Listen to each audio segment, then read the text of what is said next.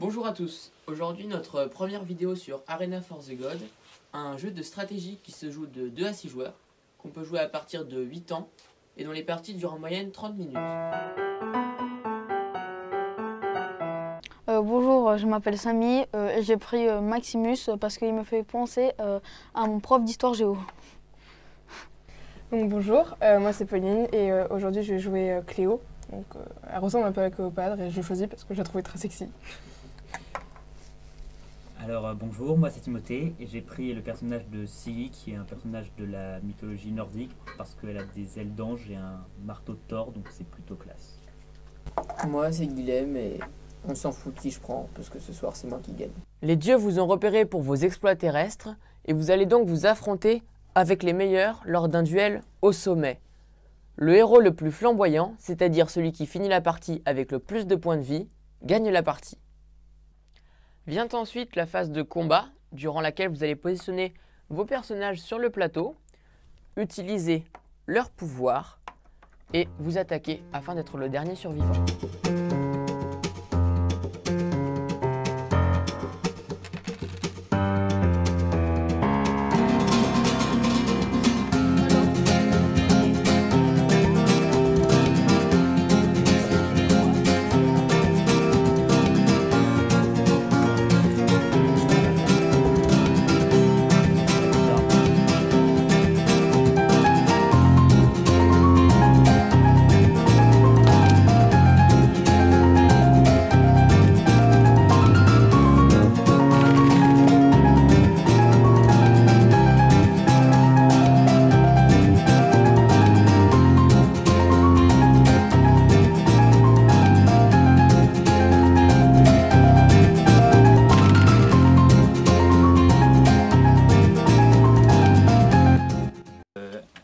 Moi personnellement j'ai trouvé que le jeu était plutôt bien.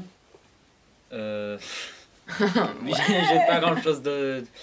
Je trouve que le système d'attribution des armes est assez intéressant avec les enchères où on utilise les points de vie. Il faut savoir bien gérer ses points de vie pour en avoir assez dans la phase après, mais avoir quand même des armes plutôt bien. Moi je dirais que les points forts c'est la rejouabilité du jeu, puisqu'en fait on l'a vu dans les règles, il y a plusieurs scénarios possibles donc pour un certain nombre de joueurs. Donc on a différentes versions de plateau, donc déjà rien que le fait de pouvoir changer un plateau, c'est super positif.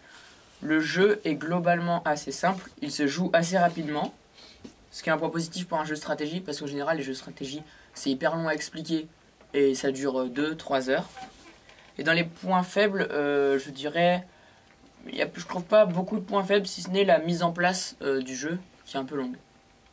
Alors moi, contrairement à toi, je trouve qu'il dure assez longtemps quand même, vu le moment où on réfléchit. Parce que là, en fait, vous avez découvert le jeu. Oui, aussi. Mais quand tu connais le jeu, je l'ai chez moi personnellement, et c'est comme c'est écrit, c'est une demi-heure, pas plus, 45 minutes à tout casser. Après, ce qui est bien, voilà, c'est un jeu qui est adaptatif et qui est rejouable à l'infini.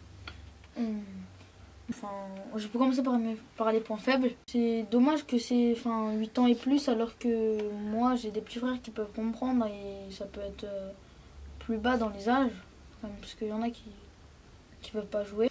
Aussi, un autre point faible, c'est que quand on choisit nos armes, ça serait bien de commencer avec plus de vie, pour comme ça on en a assez pour miser. Après, etc. il faut que tu saches comment gérer tes vies aussi.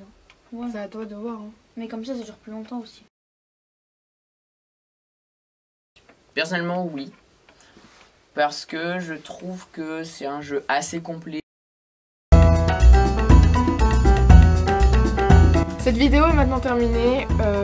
N'hésitez pas à partager cette vidéo, à liker un max et surtout à nous donner un petit commentaire pour qu'on sache ce qui vous a plu, ce qui vous a déplu et comme ça on saura pour la prochaine vidéo. Et surtout à s'abonner et activer la cloche de notification.